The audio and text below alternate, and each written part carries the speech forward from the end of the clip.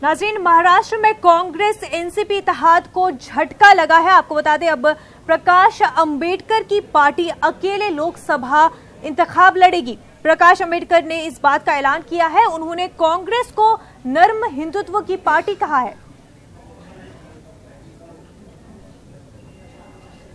जो है वंचित बहुजन आघाड़ी की तरफ से अन्नाराव पाटिल, उसके साथ साथ लक्ष्मण माने और अन्य नेता, कांग्रेस के कुछ नेताओं से बातचीत चली थी कि जिनका आग्रह था कि समझौता हो जाए।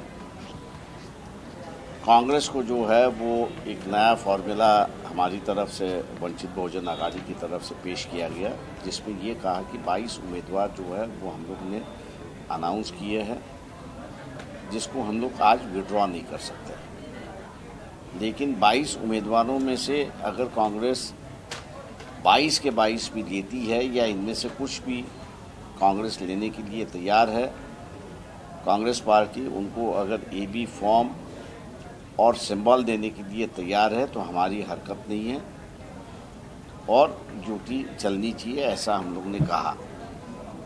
लेकिन कांग्रेस ने उम्मीदवारी स्वीकारने से इनकार कर दिया है और ये कहते हुए इनकार किया है कि ये हमारी बिरादरी की नहीं है।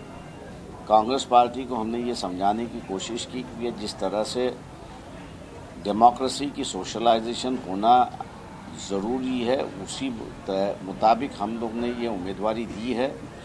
ये किसी पारिवारिक नहीं है या पारिवारिक सत्ता से संबंधित नहीं है, आम इंसान है, आम व्यक्ति है और इनकी अपनी एक हैसियत जो है वो मतदार संघ में है, समाज में है और वोटर में भी है। लेकिन कांग्रेस पार्टी इसको मानने के लिए तैयार नहीं है और इसलिए मैं समझता हूं कि हम लोग ने जो 26 सीटें बाकी है उस पर निर्णय लेने का फैसला कर दिया है।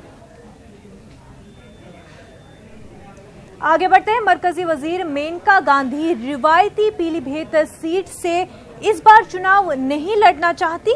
जरा के मुताबिक मेनका गांधी ने पार्टी आला क़यादत को बताया है कि वो हरियाणा के करनाल से चुनाव लड़ना चाहती है। करनाल सीट बीजेपी के कब्जे में है। अश्विनी कुमार वहां से बीजेपी रुकने पार्लियामान है, लेकिन गुज़िश्ता कुछ दिनों से उनकी तबीयत खराब है। मेनका गांधी ने आला क़यादत को यह मशवरा दिया है कि उनके बेटे वरुण गांधी को पीलीभीत से टिकट दिया जाए। वरुण फिलवक्त उत्तर प्रदेश के सुल्तानपुर से रुकने पार्लियामान है। 2009 वरुण पहली बार रुकने पार्लियामान मुंतखब हुए थे। हमारे नुमाइंदे अनूप बराह रास्त इस वक्त हमारे साथ जुड़ चुके हैं। अनूप, आपसे जानना चाहेंगे कि मेनका गांधी, जिनका रिवायती तौर पर पीलीभीत सीट रही है, लेकिन अब वो वहां से चुनाव नहीं लड़ना चाहती हैं बल्कि अपने बेटे को वहां से लड़वाना चाहती हैं, तो क्या वजह है इसकी?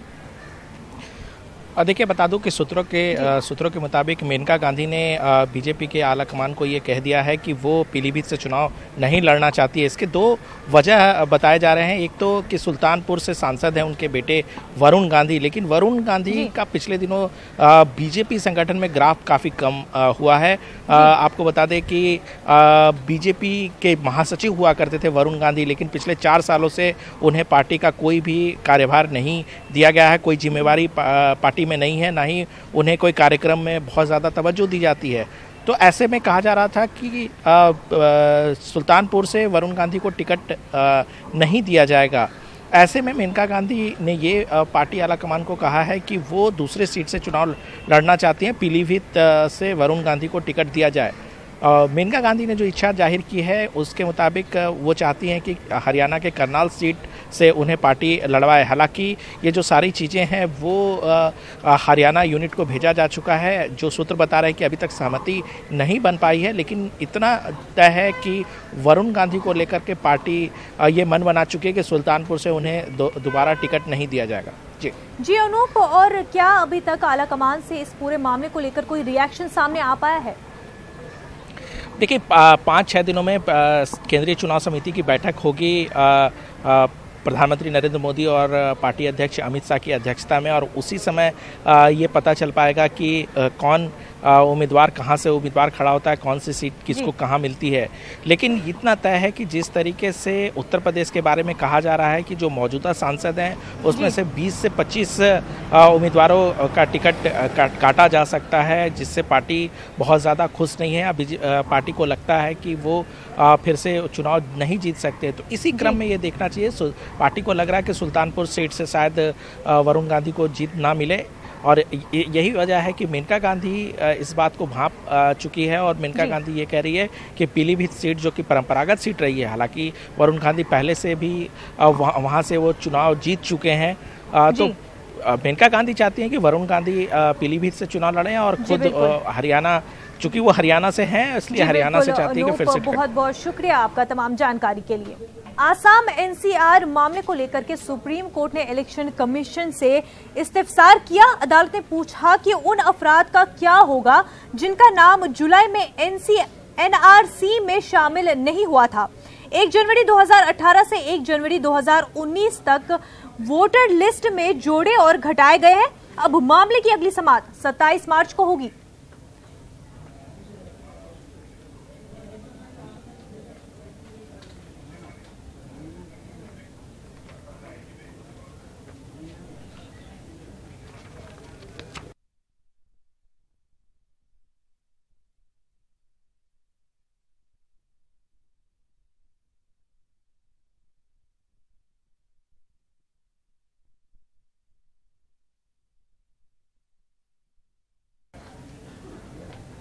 नाजरीन, इस वक्त एक और बड़ी खबर सामने आ रही है। आपको बता दें, मदरसा टीचर स्कीम की फंडिंग में बदलाव के प्रोजेक्ट को झटका।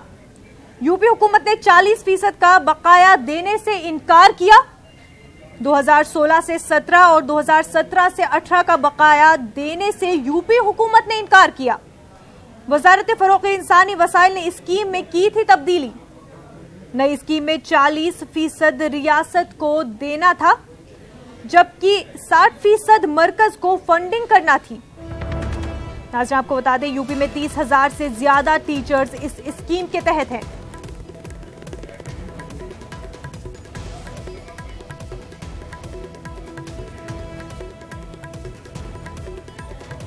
नाज़रीन, आपको बता दें, मदरसा टीचर स्कीम की फंडिंग में बदलाव के प्रोजेक्ट को झटका लगा है। यूपी हुकूमत ने 40% का बकाया देने से इनकार कर दिया। 2016 से 17 और 2017 से 18 का बकाया देने से यूपी हुकूमत ने इनकार कर दिया है।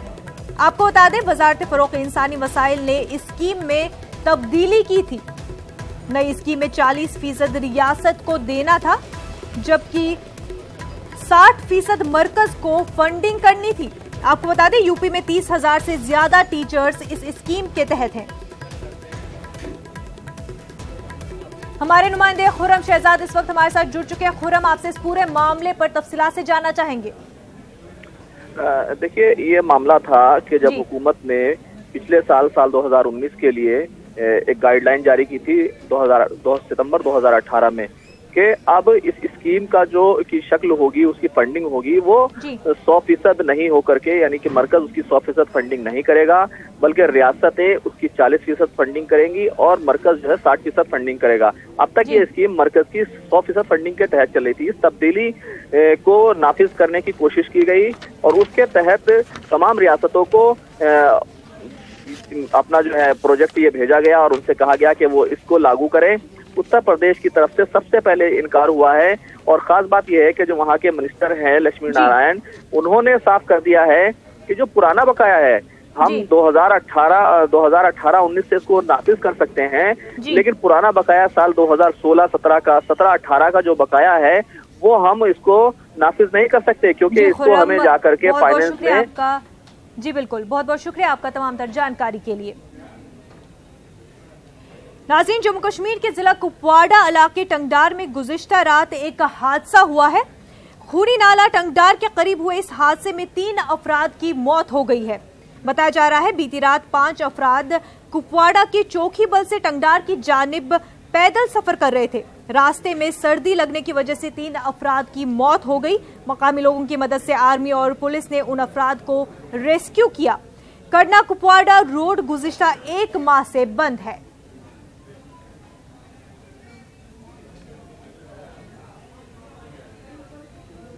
हमारे नुमाइंदे यहिया इस वक्त हमारे साथ जुड़ चुके हैं। यहिया, क्या कुछ अपडेट पूरे मामले पर? जी मुनज़्ज़ा, मैं आपको ये बताता चाहूँ कि गुज़िश्ता शब एक वाक़या पेश आया यहाँ पर टंगडार जो है साधना खूनी नाले पर। वहाँ पर 5 लोग जो है वो कुपवाड़ा से टंगडार की तरफ निकले थे, तो जिनमें से शदीद सर्दी की वजह से और बर्फबारी भी हो रही थी, तो 3 अफराद की वहां पर मौत हो गई है, जिन्हें बाद में पुलिस और आर्मी ने एक रेस्क्यू ऑपरेशन के दौरान वहां से निकाला, लेकिन उन तीनों की मौत वाक़या हो गई और 2 जो है वो बाल यानी कि मौजूदाती तौर पर बच निकले। लेकिन मुनज़्ज़म मैं आपको ये बताता चलूं कि पिछले 1 महीने से कुपवाड़ा टंगडार सड़क राब्ता जो है वो बंद पड़ा है और लोगों को आवाजाही में जबरदस्त तकलीफ का सामना है, क्योंकि पहले उनको कहा था कि आपको हवाई जहाज भी मुहैया किया जाएगा, उसके बाद वो नहीं। लेकिन इस वक्त भी जहां पर इस वक्त कुपवाड़ा जिले में पूरे टंगडार के लोग, जिनमें खवातीन की एक बड़ी तादाद है, वो भी इस वक्त एहतिजाज इसलिए करें कि उनके बच्चे, उनकी मौत वहां पर हो चुकी है, लेकिन उनका आखिरी रसूम करना है। उनके वालिदैन जो है वो यहाँ पर बैठे हैं, उनकी आखिरी रसूमात वहां नहीं हो पा रही है, जिसकी वजह से वो कह रहे हैं कि हमें आयर सर्विस कुछ ऐसे दिया जाए ताकि हम अपने बच्चों का जो आखिरी रसूमात में हिस्सा ले सकें। तो यही वजह है कि सरकार जो है कहीं ना कहीं वो ये कहेंगे कि वो खामोश तमाशाई बनी बैठी हुई है कि ये रास्ता, क्योंकि उन्हें गजाई अजदास की भी वहां पर तकलीफ हो रही है। तो इस सूरत हाल को इससे निपटने के लिए जो जिला इंतजामिया है, हम कहेंगे कि अभी तक खामोश बनी है। जी मुनज़्ज़ा, यह बिल्कुल साफ तौर पर जो है इंतजामिया की लापरवाही इस पूरे मामले पर दिखाई दे रही है। क्या पूरे मामले को लेकर के इंतजामिया की जानिब से वहां पर कोई पहुंच पाया है, कोई रद्द-ए-अमल, कोई उनका बयान सामने आ पाया है? इस वक्त जो हमारी जिला इंतजामिया से बात हो रही है वो सिर्फ यही यकीन दिलाना करा रहे हैं कि इनके लिए सड़क रास्ता खोल दिया जाएगा, लेकिन पिछले 1 महीने से लगातार जो है यही सूरत हाल देखने को मिल रही है कि वो कह रहे हैं आज नहीं तो कल इनका सड़क रास्ता खोला जाएगा, लेकिन जमीनी सतह पर जो है वो देखने को नहीं मिल पा रहा है। वहाँ पर बीकन हुकाम जो है वो मशीनरी नहीं लगा रहे हैं वहाँ पर, ताकि इन लोगों का जो है रास्ता हो मिल पाता। इन्हें कहा गया कि आपका रास्ता बहाल कराएंगे, हवाई जहाज के जरिए सफर कराएंगे, घर तक ले जाएंगे, लेकिन कुछ नहीं हो रहा। और सबसे अहम बात इस वक्त जो ये है कि हुकाम किस तरह खामोश तमाशाई बैठी हुई कि इनके बच्चों की मौत हवा का हो गई, वालिदैन कुपवाड़ा में बैठे हैं, बच्चों की मौत टंगडार में हो चुकी है, और आखिरी रसूमात जो है अपनी वालिदैन अपने बच्चों के आखिरी रसूम में हिस्सा नहीं ले पा रहे हैं। एक बड़ा मुश्किल और एक बड़ा सानिहा बनने जा रहा है। जी मुनज़्ज़ा। जी बिल्कुल, यही है। बहुत बहुत शुक्रिया आपका इस तफसीलात के लिए। नाजरीन, तिब्बती आज यौम शौरिश मना रहे हैं। इस सिलसिले में तिब्बती समाज कारकुनों और तिब्बती आम शहरियों ने दिल्ली में एहतिजाजी रैली निकाली। एहतिजाजियों ने 3 मूर्ति से चीनी सफारत खाना तक रैली निकाली। एहतिजाजियों ने आज़ादी के नारे बुलंद किए। हिंदुस्तान में बड़ी तादाद में तिब्बती जुलावतनी की जिंदगी गुजार रहे हैं। तकरीबन 3000 तिब्बतियों ने दिल्ली में इस एहतिजाज में हिस्सा लिया।